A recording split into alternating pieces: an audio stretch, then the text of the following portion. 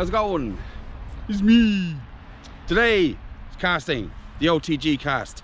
This rod is actually run for a multiplier, but it works fine for this as well. It's not a really expensive rod, it's just a mid-range rod, and then it doesn't have a sweet spot in it. Most rods, expensive rods, will have a sweet spot and they will bend better one way or the other, but this rod is not a particular way, so it's okay for this. The expensive rods is probably not a good idea, but for mid-range rods, no problem. But only like this. This rod is too stiff to fish with it high up, so you fish with it in this orientation here. It also acts as a counterweight, improving your own strength as well, balancing the rod.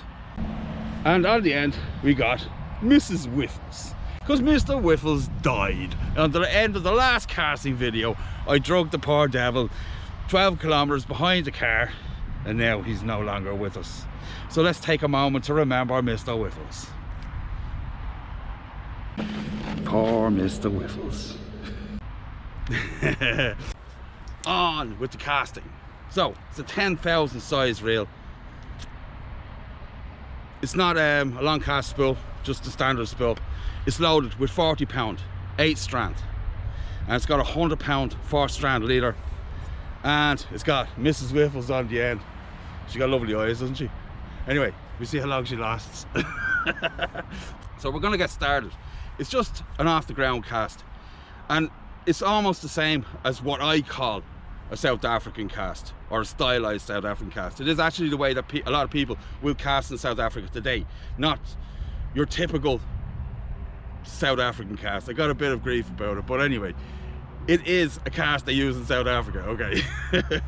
But today we're going to work it out in graduations, because for a beginner it's hard to find the point to hit the lead weight when the body has got a lot of rotation on it. If you're starting out, you're going to need a finger protector of some type. Some people use a casting cannon, also a great idea, known in South Africa as a bionic finger as well. Yeah, I just use this. It's fine for me.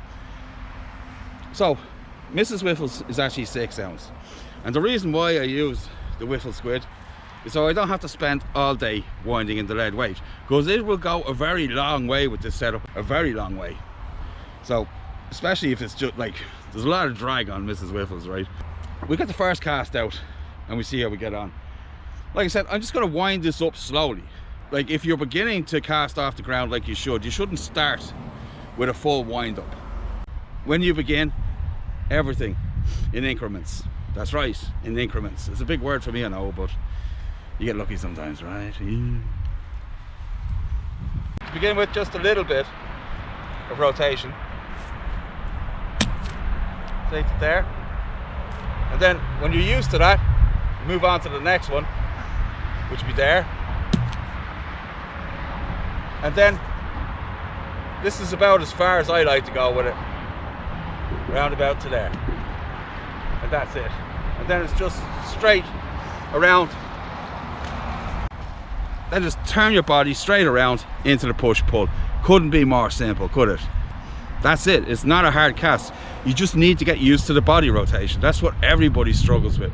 Remember, don't practice in crowded places as well. This is very important, because if you hit somebody with a lead weight, they'd be going with Mr. Whiffles, you know what I mean? So remember, no crowded places. If you use braid on your reel, do not use a mono leader when it's fished like this. It will just crack off all the time, every time, all the time, and it will damage your rod and other stuff like that. Mono travels through the guides more slowly than braid does, and it creates wind knots, and it bunches up inside the eyes, and behind it comes the braid, and then it's just an immediate crack off every cast. So no mono. If you got mono line and a mono leader, you're good. Braid leader, you're good. Yeah, nice. So this is going to be the first cast. I'm just going to do this in graduations so you can see the first position, second position, so on. Just the same as the pendulum cast video in actual fact. It's exactly the same. When you're beginning, just start and work it back in graduations until you're comfortable with the body rotation and the push-pull action. That's right. It's not rocket science, you know.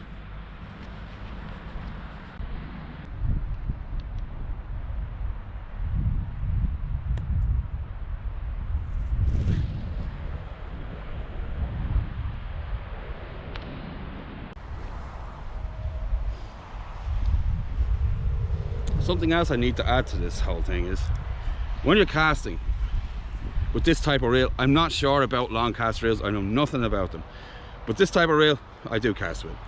So what is important when the reel's in this position is how much leader you get on the line. You only want one turn, or a little bit less than one turn on the reel. If you have too much, it causes a lot of slack in the line, and sometimes it will catch on the top of the ring here and will cause a crack off. So you want minimal amount of leader on the reel to stop that from happening, and then you're pretty much good, I reckon. When I fish surf rods or fixed spools, this is the way I fish it.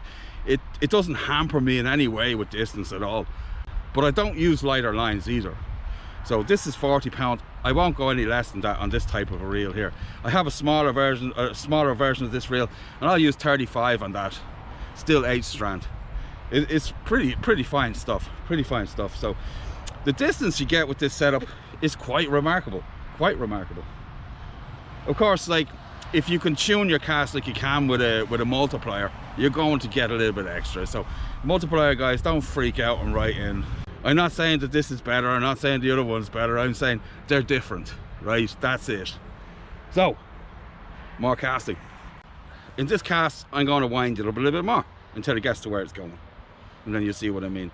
There's not much to it. Just keep your hands high, keep the line tight before you cast, and then you'll be good. Take your time in the beginning as well. It's just the same as pendulum casting or anything else. Jerky casting is no good. No good. No jerky casting. It's no good. A nice crisp whip at the end, that's good.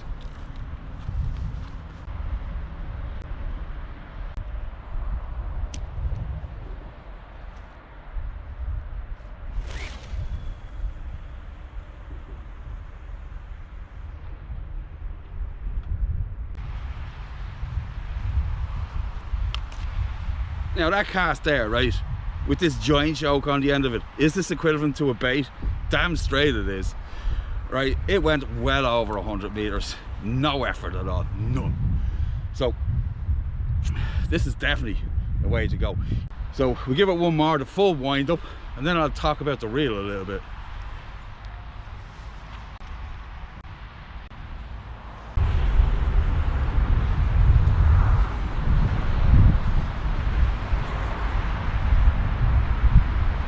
Go further? No.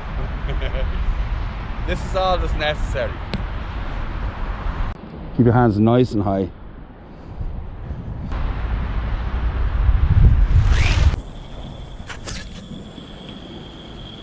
Boom.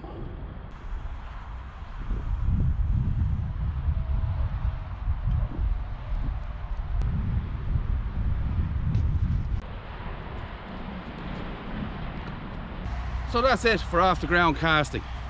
What is it, OTG? There's lots of different ways to cast. This is definitely one of the good ones. This